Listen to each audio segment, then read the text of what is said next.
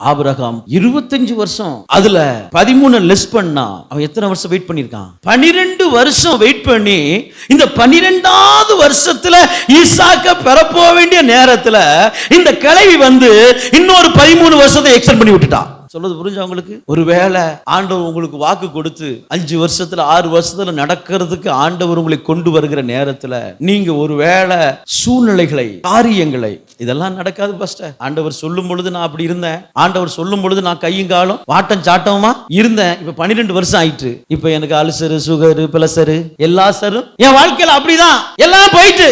ஆண்டவர் சொன்னாரு நான் இதை செய்வேன்னு சொன்னாரு. அப்ப எனக்கு ஒரு 50 பவுன் இருந்துச்சு, எனக்கு வீடு வசதி எல்லாம் இருந்துச்சு, நல்லா எல்லாமே நல்லதா இருந்துச்சு, எனக்கு ஒரு கான்பிடன்ட் இருந்துச்சு, கத்தர் அவெல்லாம் முடிச்சிடலாம் அப்படிங்கிற ஒரு சிந்தனை இருந்துச்சு. இப்ப எல்லாம் என்னை விட்டு